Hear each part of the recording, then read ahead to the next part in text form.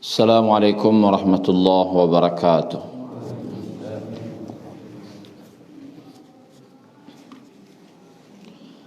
Alhamdulillahi rabbil alamin, wa bihi nasta'inu ala umurid dunya waddin, wa ashhadu an la ilaha illallah wahdahu la syarikalah, wa ashhadu anna Muhammadan abduhu wa rasuluh. Allahumma salli wa sallim ala nabiyyina Muhammad wa ala alihi wa sahbihi ajma'in. Bersyukur kita kepada Allah atas nikmat iman dan Islam yang Allah berikan, serta salawat dan salam kita mintakan pada Allah semoga senantiasa tercurah untuk Nabi kita Muhammad sallallahu alaihi wasallam.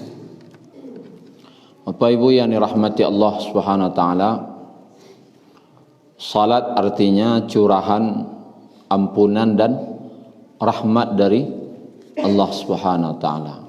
Apapun yang kita lakukan mengenai salat ini pasti kaitannya, kalau tidak rahmat Allah, kalau tidak di situ ada ampunan Allah. Seperti ketika kita berwudu, barang siapa yang berwudu, ketika dia membasuh mukanya, maka meneteslah, berguguranlah dosa-dosanya dari wajahnya, dari matanya, dari mulutnya, bagaimana menetesnya air jatuh dari air wudunya. Ketika dia membasuh tangannya, maka berguguran pula dosa dari tangannya, sehingga keluar dari ujung-ujung jarinya, menetes dosa-dosanya. Begitu juga menyapu kepala, membasuh kaki, artinya ini ampunan. Kemudian berangkat ke masjid, salat berkaitan dengan rahmat dan ampunan. Satu langkah maka diberi kebaikan oleh Allah, rahmat dari Allah. Kemudian satu langkah lagi diampuni dosanya. Satu langkah lagi dinaikkan satu derajat. Satu langkah lagi diampuni dosanya. Pokoknya apa saja yang kita lakukan mengenai salat ini, kalau tidak rahmat Allah, kalau tidak ampunan Allah.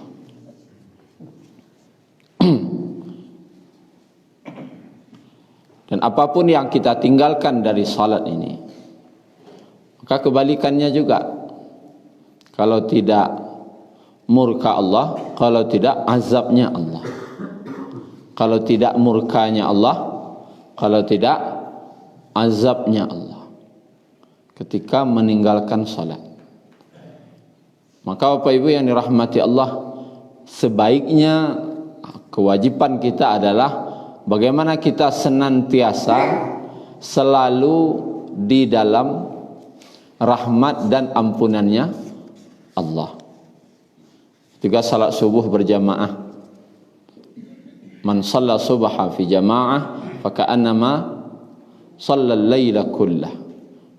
Rawahu Muslim. Barang siapa yang salat subuh berjamaah, maka dia seperti salat tahajud sepanjang malam. Ini apa kah? Rahmat dari Allah. Ini rahmat Allah, kasih sayang Allah, walaupun kita enggak sanggup 10 jam tahajud tadi malam.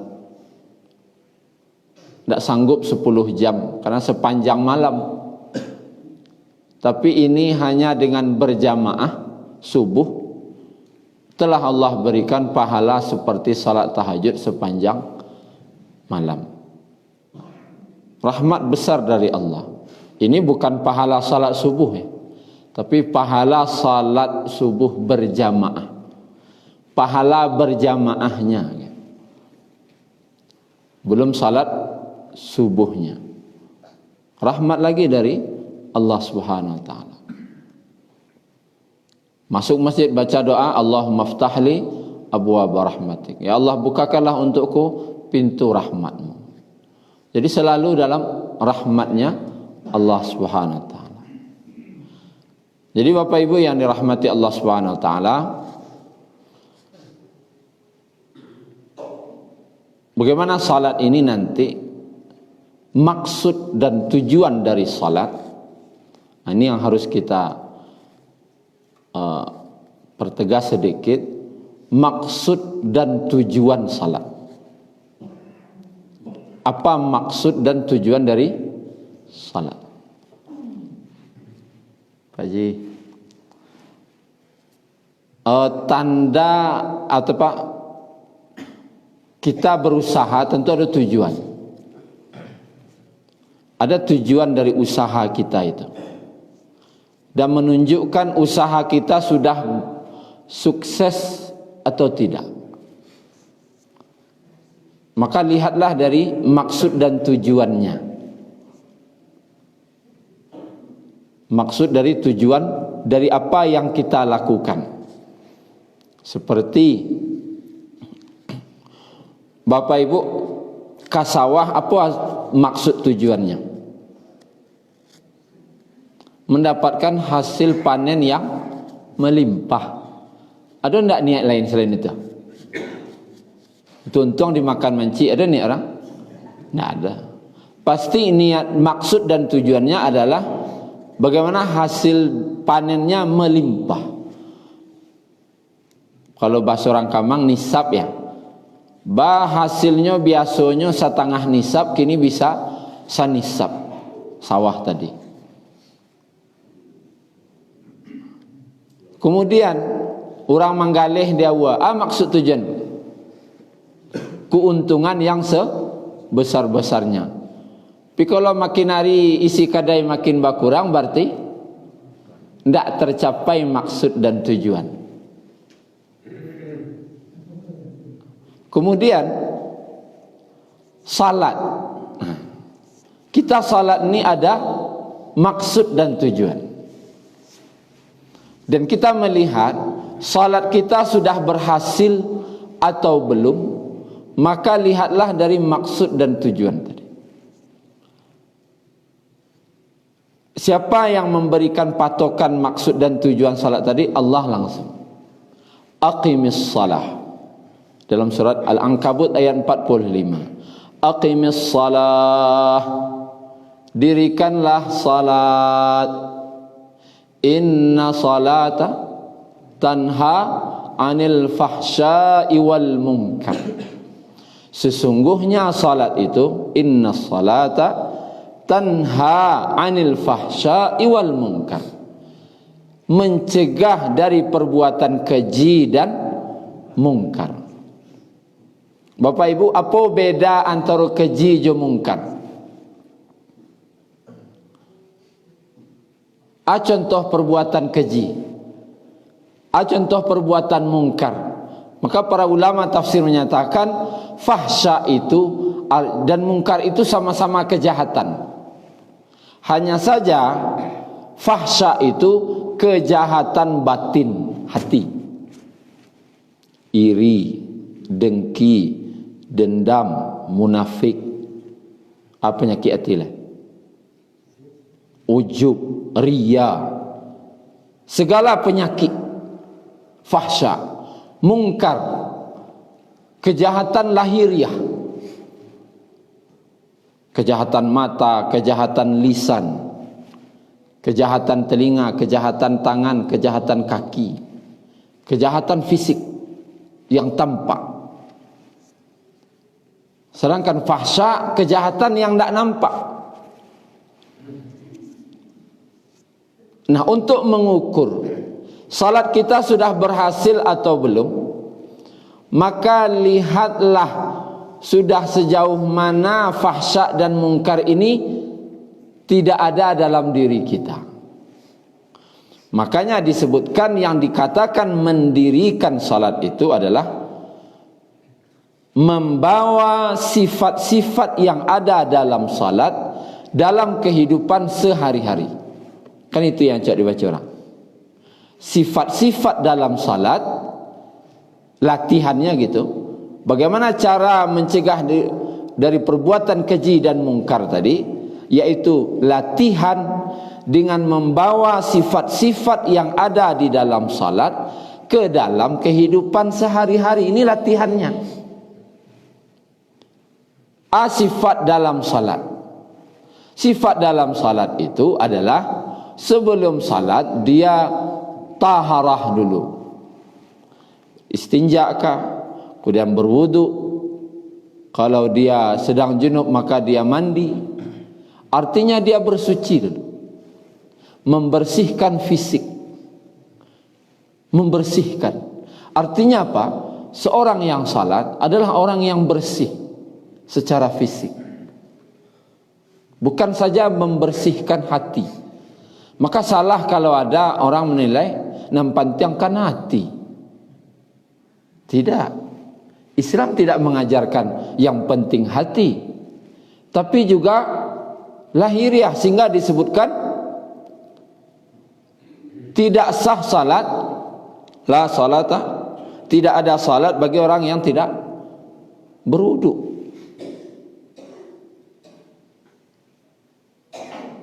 Jadi Bapak Ibu yang dirahmati Allah, kan disuruh bersih dulu sebelum salat.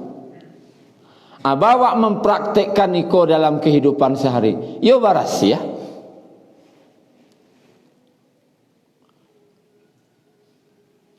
Kalau ada orang tingkuluannya lah bakara sih kau, itu berarti ada ndape maksud dan tujuan salat. Aku piah lah sebulan tak bercuci, berarti tidak sampai yang dimaksud dengan salat. Membawa sifat dalam salat dalam kehidupan sehari-hari. Nabi, kata para sahabat, adalah orang yang paling bersih orangnya. Paling bersih orangnya. Sehingga kalau hidung beliau itu kan mancung, nampak bercahaya ujung hidungnya. Apa maksudnya? Tidak ada komedo dah. Kulit hitam. Tidak ada komedonya, bersih. Nabi itu diteteskan air di punggung kakinya, tidak punggung tangan, tidak punggung kaki. Kan kaki ko yang paling ngacok kumuh. Diteteskan di punggung kaki beliau tu, maluncu air tu ke bawah. Tu kaki waras ya kumuh. Waras ya. Cetes beko pulang ke rumah. Latan setetes air di punggung kaki wak maluncu atau lakek situ. Kalau lakek berarti kumuh kaki. Waras ya Nabi. Nabi itu beliau rambutnya pernah panjang sebahu setelinga. Kalau beliau tahallul beliau botak atau beliau pendekkan. Dan beliau tu rambut beliau sisirnya belah tengah. Kalau ingin meniru Nabi, sikit abuak balah tengah. Dan Nabi itu pakai minyak rambut sehingga nampak mengkilap rambut, berkilik. Artinya apa? Nabi itu rapi. Berpakaian itu rapi. Ada lo baku piah kan? Kau lah malantiang kau dah. Malantiak lah sekau. Berarti ada yang salah. Apa tu? Sifat dalam salat tu tidak wak bawaan dalam kehidupan sehari-hari.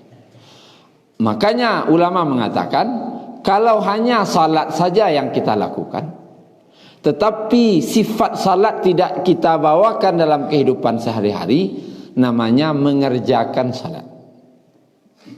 Tapi kalau yang dalam salat tadi wak bawaan dalam kehidupan sehari-hari, namanya mendirikan salat. Yang Allah suruh kerajaan atau dirikan? Dirikan. Aqimis salah. Dirikanlah salat.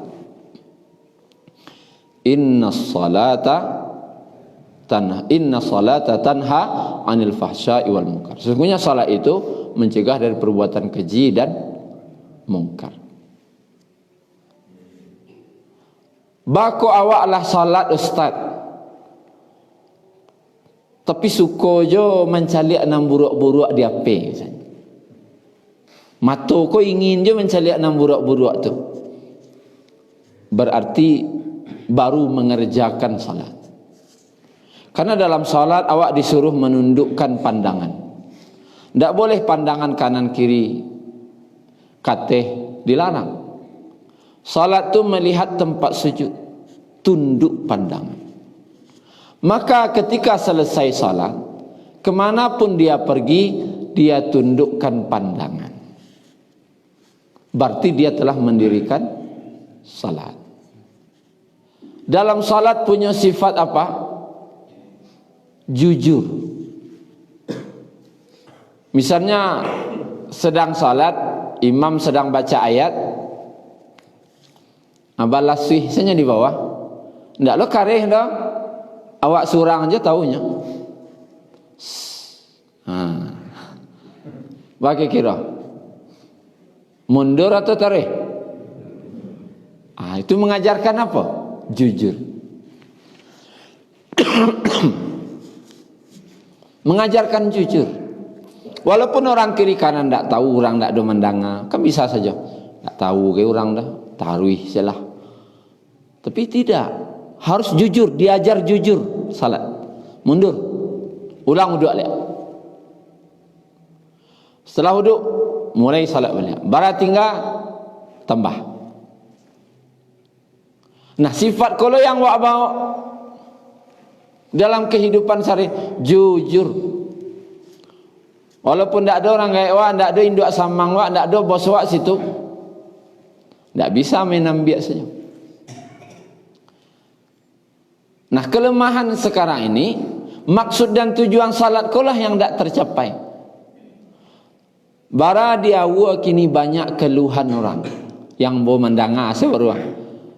Alun yang orang mengalami, yang mau mendengar sendiri, orang keluhannya saja. Payahna cari orang pegawai nan jujur ini. Barang lain, barang berusak aja. Barang berkurang, tapi pitih ndak bersuah.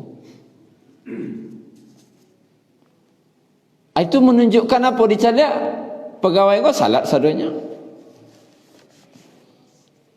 Tetapi sifat dalam salat tadi belum terbawaan dalam kehidupan sehari-hari. Berarti maksud dan tujuan salat belum tercapai. Sifat dalam salat lah. Pas sujud lebih rendah lo kepala yang mulia ko daripada tempat buang air tu. Tempat keluar buang air yang kumah tu tinggi lo nyo pada kepala tu. Maksudnya merendahlah serendah-rendahnya di hadapan Allah. Menghinakan dirilah wak dalam salat tu sehina-hinanya di hadapan Allah. Jangan bawa sifat siambo. Itu tidak bolehnya dalam salat. Karena kepala yang kecil awak nawak nan santiang awak yang hebat. Itu mah lebih rendah dari tampek kotoran awak tu. Berani je ngecek awak mulia. Di hadapan awak, di hadapan Allah, awak lebih hina dari itu. Maksudnya apa? Merendahkan dan menghinakan diri di hadapan Allah. Sehina-hinanya dan serendah-rendahnya. Ketika seorang hamba mampu merendahkan dirinya di hadapan Allah dalam salat, tidak membawa titelnya saya siapa, jabatannya saya ambukan menteri, ambukan gubernur. Allahu Akbar. Berarti tidak Allah nan besar lah. Berarti si membawa kebesaran dirinya. Ketika salat tu Allahu Akbar, Allah yang maha besar. Akbar tu isim tafdhil, lebih besar dari segala-galanya. Awak ko ketik satu-satunya. Siapalah awak?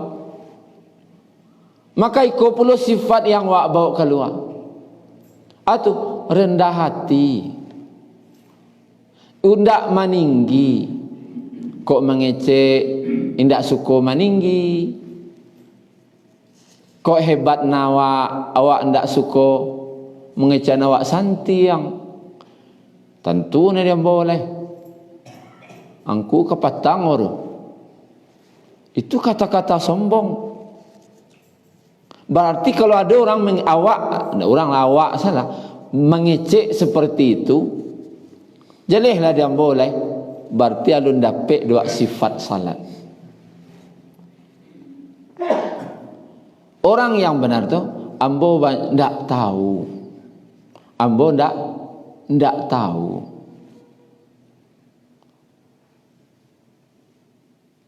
Maka Bapak Ibu yang dirahmati Allah Subhanahu wa taala, inilah maksud dan tujuan. Kita bahas sekilas saja dulu. Maksud dan tujuan daripada salat.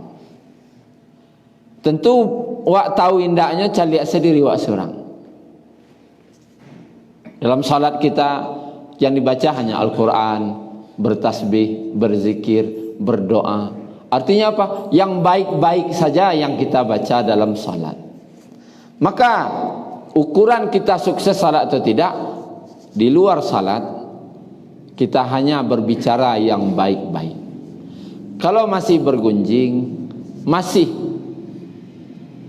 suka membicarakan keburukan orang, aib orang, berarti belum mendirikan salat. Berarti inna salata tanha 'anil fahsya'i wal munkar itu belum tercapai. Belum tercapai. Karena salat, tapi coba ingat, Allah menyatakan di sini dengan kata-kata sesungguhnya. Berarti bagara Allah itu serius. Sabana serius. Sesungguhnya salat itu. Sesungguhnya salat itu mencegah dari perbuatan keji dan mungkar, kejahatan batin dan kejahatan lahir, terhindar manusia dari itu. Allah mengatakan sesungguhnya. Berarti yobana salat itu benar-benar mencegah perbuatan keji dan mungkar. Tapi kenapa tidak bisa? Awaknya yang salah atau salatnya? Berarti ada awak yang tidak beres. Awak. Kalau ulama fikih menyuruh memperbaiki itu dari sejak istinja. Mungkin istinja awak tidak batu.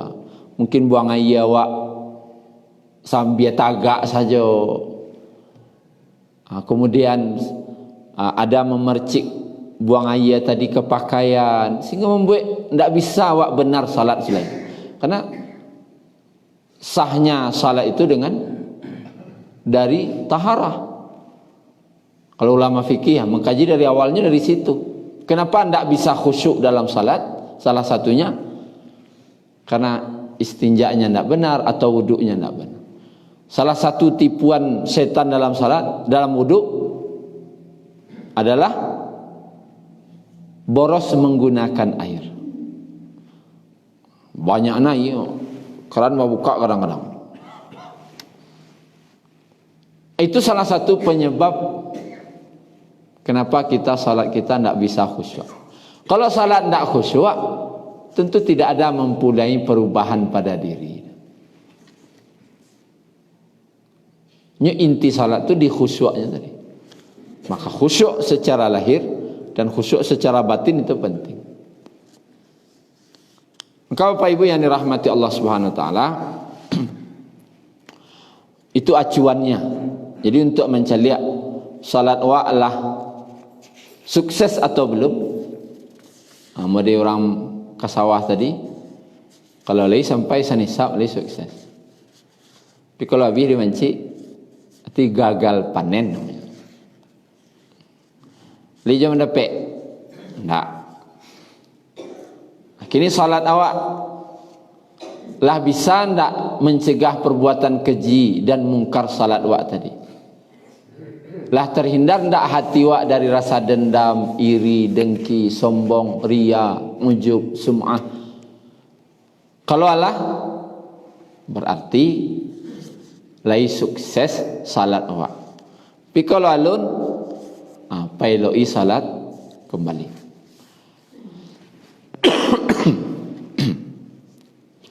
Kemudian Bapak Ibu yang dirahmati Allah Subhanahu wa taala, kita lanjutkan memaknai bacaan salat kita. Kita cukupkan mukaddimah dari Jumat kemarin sampai sekarang, mukaddimah awal kajian kita. Kemarin kajian kita sudah sampai ke surat Al-Fatihah. Al-Fatihah ini dalam hadis riwayat Muslim disebutkan adalah dialog dengan Allah. Setiap kita baca Fatihah itu Allah ulang, Allah jawab daripada bacaan Al-Fatihah tadi. Ada dialognya. Tapi tidak perlu lo membayangkan jawaban Allah. Tidak itu lo cara jawab dah. Tidak jawaban Allah tu nang kawa bayangan. Tetapi nang kawa bayangkan apa? Apa arti nan wak baca? Apa arti dari apa yang kita baca? Minimal kita tahu apa yang kita baca artinya. Tahu arti ko apa Ibu? Jangan dianggap remeh. Karena ini pengikat antara kepala jo hati. Kalau tidak tahu artinya, nan hati tak kama-kama, nan kepala tak kama-kama lah. Tidak ada pengabeknya. Bentuk kayu. Nyo kayu ko berserak-serak, tapi ketika diikat dengan tali, maka terkumpuannya jadi kokohnya. Begitu juga bacaan salat kita. Ujian dalam salat ini adalah antara kepala jo hati ko ndak sinkron. Antara apa jo lidah. Nah lidah membaca, nan kepala tak kama-kama, nan hati tak kama-kama lah. Maka pengikatnya itu adalah arti. Dan tahu arti pun belum tentu. Perlu konsentrasi lah. Konsentrasi lah sudah. Untuk melatih konsentrasi itu membacanya dengan berlahan untuk awal-awal. Misalnya dengan baca Alhamdulillahi Rabbil Alamin. Karena artinya dalam hati, tidak boleh baca dah. Segala puji bagi Allah Rabb sekalian alam. Ar-Rahmanir Rahim, yang maha pengasih lagi maha penyayang. Maliki Yaumiddin, raja di hari pembalasan. Iyyaka na'budu wa iyyaka nasta'in, hanya kepadamu kami menyembah dan hanya kepadamu kami minta tolong. Ihdinas siratal mustaqim, tunjukilah kami kepada jalan yang lurus. Ihdina, petangko kajiwa adalah sampai iyyaka na'budu wa iyyaka nasta'in. Kita lanjutkan ihdinas siratal mustaqim. Sekilas saja. Ihdina. Ihdina ini asal katanya hidayah. Berilah kami hidayah. Apa arti hidayah Pak Ibu? Petunjuk. Kalau taufik, petunjuk juga. Wabillahi taufik wal hidayah. Aku pernah baca salah satu tafsir tentang ihdina ini. Artinya perumpamaan antara taufik dengan hidayah. Pak Haji Ibnu Katsir, beliau ingin ke jam gadang. Beliau ingin ke jam gadang. Maka mengeceklah beliau kambo, Ustaz, tunjuan nambo jalan ke jam gadang. Maka apa cara nunjuknya? Pak Haji keluar dari masjid ko, tiba di luar ada angkot warna Kapal satu. Warna kuning. Nomor? Tidak ada nomor lah. Angkot warna kuning. Naik situ. Beko turunnya di mana? Turunnya di Simpang Lambau. Abeko adolo to merah beko. Naik lo Paji Joto tu misalnya. Abeko turun Paji di Simpang di Simpang Yarsi lah. Dari Simpang Yarsi itu adolo beko Paji. Auto kosong sekian. Tu turunnya pas di muka Jam Gadang. Turun Pak Ji situ. Kecik Ambo. Kemudian satu hari lagi bertanya lo Pak Haji kasih Wandri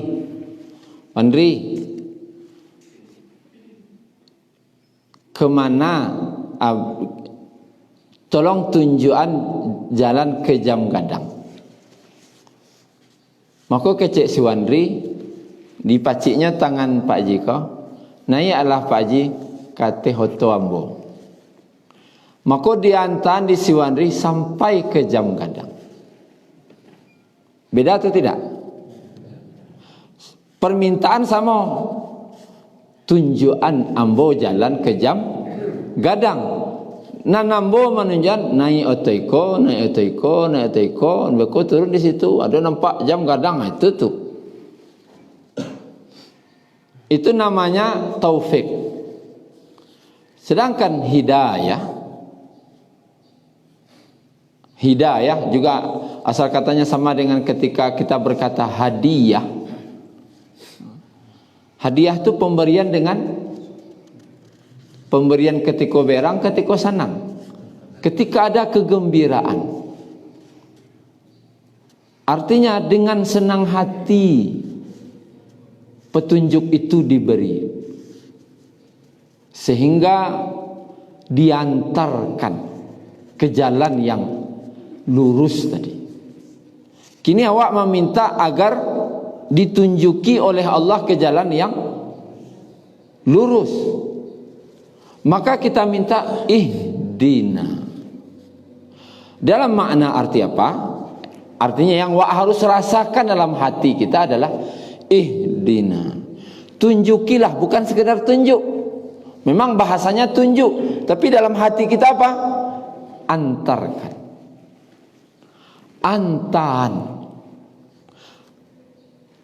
Antarkan saya ya Allah, antarkan kami ya Allah ke jalan yang lurus.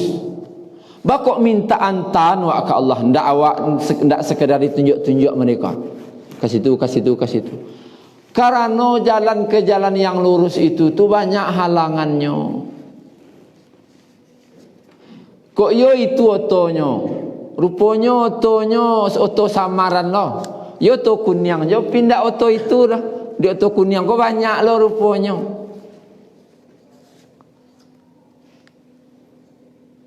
Rupanya kamu tiba kawaso leh. Itulah berang leo kambo kan. Kita usah oto kunyang, yo oto kunyang nama. Ini adalah nomornya. Artinya apa? Halangan itu tuh ada pasti ketika awak berjalan sendiri. Maka awak meminta kepada Allah dengan ihdina. Tunjukilah dengan makna apa? Antarkan ya Allah. Sehingga kalau diantar tu kemungkinan sesat tu tidak ada oleh. Itu awak pahami ketika membaca itu. Antar kami ya Allah. Ditunjukan tapi dengan diantar. Ada menunjuk jauh. Tenah tadi malu tibunya mereka kan. Tapi kalau pelah naik bantan, tu kan jaleh kan. Awak nak minta ke Allah itu antan ya Allah ke petunjuk jalan yang lurus tadi. Karena akal awak terbatas. Ilmu awak pun terbatas. Belum tentu awak mampu menempuh jalan lurus tadi sampai akhir hayat. Maka awak minta dibimbing oleh Allah selalu. Bimbing. Kalau bimbing kau, bapacikan. Sehingga tidak ada kemungkinan tersesat. siratal mustaqim. Kemudian sirat itu Bapak Ibu, jangan dibayangkan siratal mustaqim itu jembatan di atas neraka. Jembatan siratal mustaqim salah. Di atas neraka itu sirat saja namanya, tidak pakai mustaqim. Sirat. Kalau jalan yang lurus di siku siratal mustaqim. Ustaz. Muttaqin ya. Mirip guru ambo Ustaz Muttaqin. Mula minta izin ke Leo ke ngaji tadi. Le izin Leo ya. Kalau le izin lah berubah mau berani ngaji sekarang.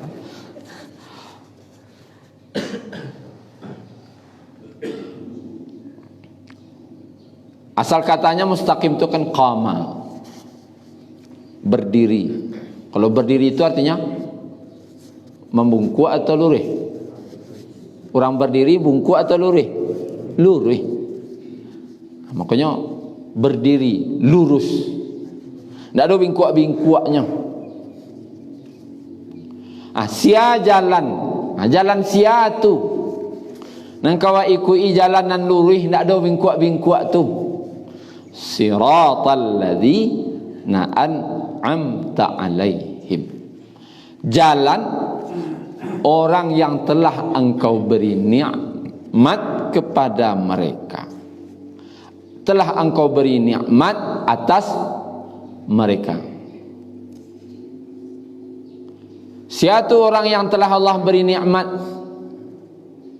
Ma'an nabiyyin, para nabi, was-siddiqin, asy-syuhada, was-salihin.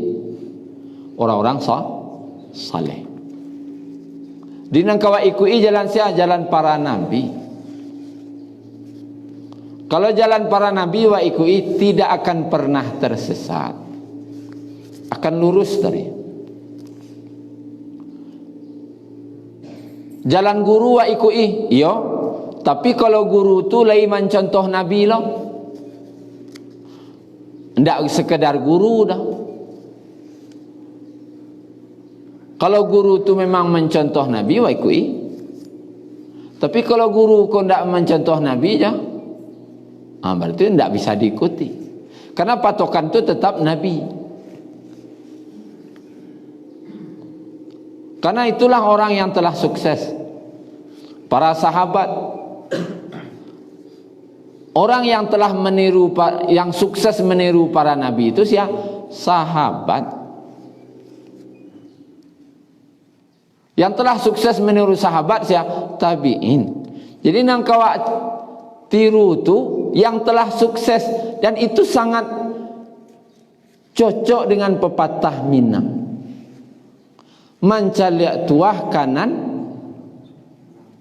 manang. Mancaliak contoh kanan sudah. Mancaliak tuah kanan manang. Kalau kaman contoh kananlah sudah. Sianalah sudah tu? Sahabat. Nyalah sukses. Ndak orang kini nang kini contoh dah. Tapi sahabat kan ini orang yang pertama mengamalkan langsung dari Nabi. Ada orang kaya baik pada sahabat? Ndak ada. Mencaliak tuah kanan manang. Kalau ingin melihat kesuksesan, caliak orang nanlah sukses lo. Bukti sahabat kolah sukses dapat gelar kuntum khaira ummatin ukhrijat linnas. Kalian adalah orang yang terbaik yang ditampakkan, dikeluarkan untuk manusia. Siapa mengecek? Allah. Tapi ayat ini kata para ulama, kata-katanya kuntum. Kuntum ko fi'il madhi atau fi'il mudhari'?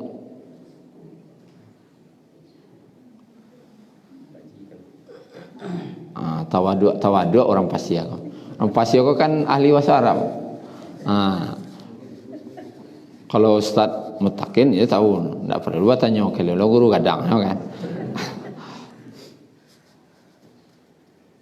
Kuntum ini fi'il madhi, telah berlalu. Artinya apa? Kalian adalah sudah salamoko adalah umat terbaik. Artinya setelah sahabat tidak ada jaminan dah. Tetapi kata Umar bin Khattab radhiyallahu anhu, jika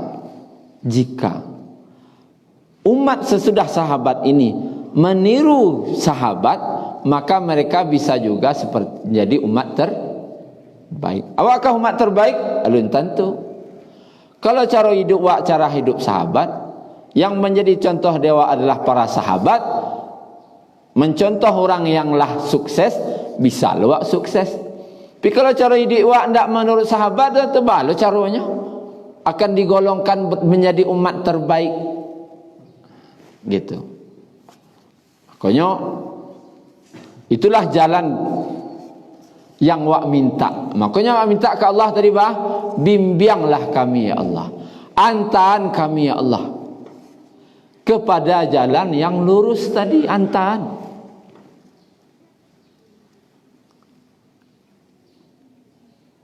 Yaitu jalan orang yang telah engkau beri nikmat kepada mereka, para nabi, para siddiqin, syuhada wa salihin. Ghairil maghdubi alaihim waladdallin.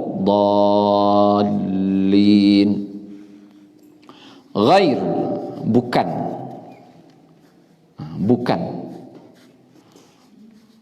Bukan jalan. Al-maghdubi, apa artinya? Orang yang dimurkai atas mereka. Siapa yang dimurkai? Yahudi dalam tafsir. Ibnu Abbas mengatakan maghdub, orang yang dimurkai itu adalah Yahudi. Waladdallin, orang yang sesat itu adalah Nasrani. Kenapa Allah tidak menyebutkan ghairil Yahudi wan Nasara? Kenapa tidak itu saja? Ghairil Yahudi wan Nasara. Kenapa al-maghdubi alaihim waladdallin? Karena bisa saja nanti walaupunnya orang Islam, perangainya perangai orang yang dimurkai lah. Perangai orang Yahudi. Di Yahudi yang dimurkai Allah itu bukan namanya, tapi sifatnya. Sifat orang Yahudi itu yang Allah murkai, tidak orangnya dah. Dan sifat orang Nasrani itu yang Allah jadikannya jadi sesat. Salah satu sifat Yahudi kah? Inyo suko inovasi dalam agama, berinovasi dalam agama. Maka kaya agama. Kalau Nasrani salah satu sifatnya suko bakal labihan dalam agama. Bahkan tanpa petunjuk pun nyo bakal labihan. Salah satunya kalau Nasrani ini yang biarawati itu tidak boleh lelaki. Yang pastor itu tidak boleh babini. Dengan alasan apa? Yo Maryam tu dulu nyo hamil. Inyo hamil tanpa ada suami. Maka yang tinggal di biarawati kau, yang di gereja-gereja kau ndak boleh balaki laki mati. Siapa nama jan tu? Inyo je majan tu nya. Kecek inyo saja. Berarti berkelebihan, dalin, sesatnya, tolongsong bahasa orang. Dan itu melanggar fitrah manusia, ingin menikah. Makanya Nabi bersabda, man raghiba an sunnati falaysa minni. An-nikahu min sunnati. Nikah itu sunnahku. Man raghiba an sunnati falaysa minni. Barang siapa yang tidak suka dengan sunnahku, berarti dia bukan golonganku. Siapa tidak mau bini kok. Karena kalau ada orang melamar, terima sekali. Kok menyelamai anak yatim kah namanya, terserah lah. Tapi kalau kata-katanya ndak kawa bini-bini lai, mana boleh. Apalagi pernah patah hati, ada lai.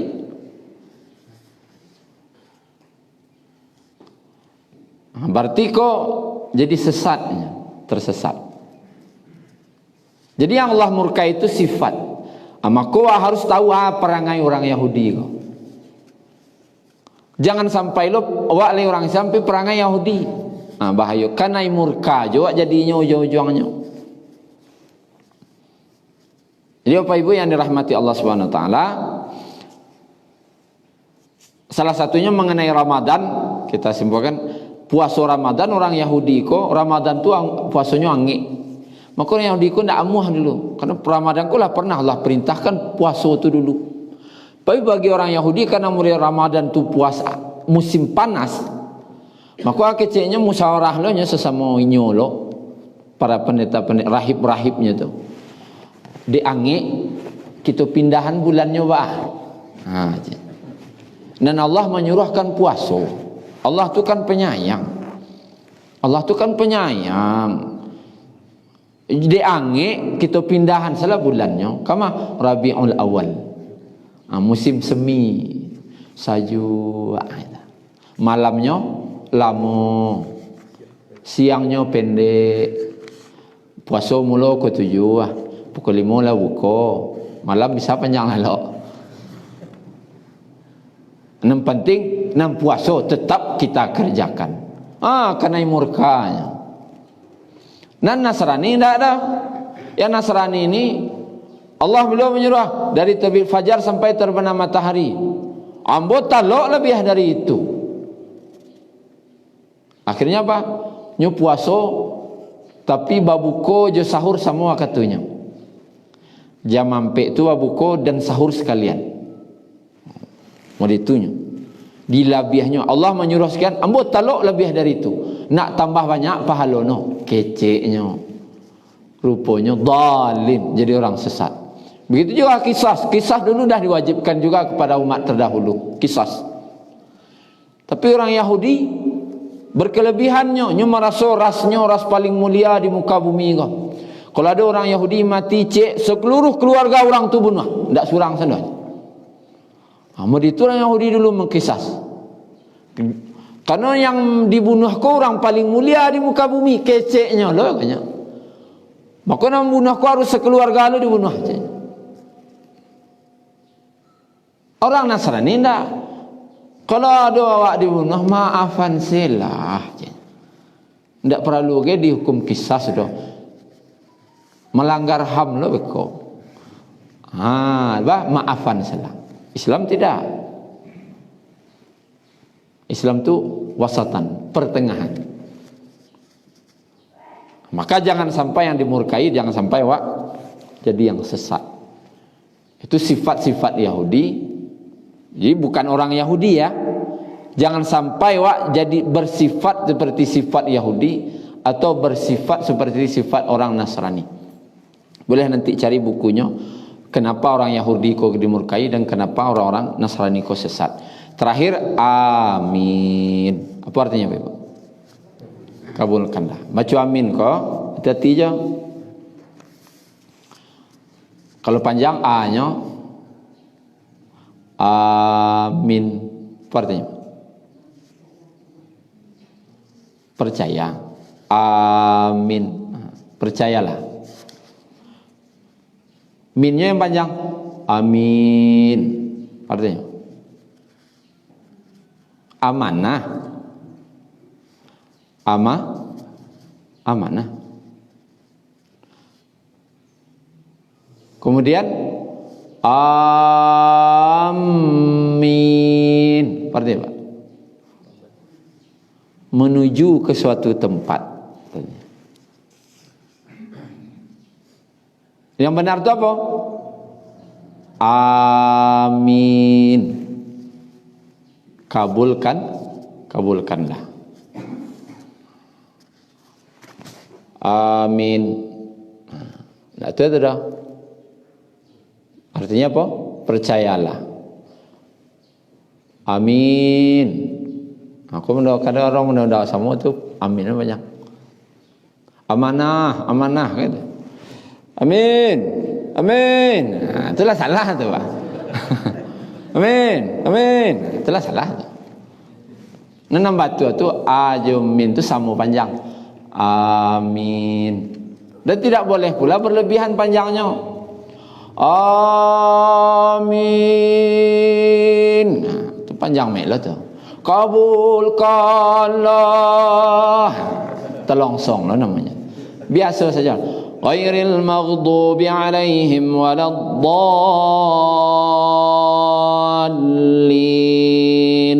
Amin. Coba mau baca lihat, coba kita baca sama. Salah lah. Ghairil maghdubi alaihim waladdallin.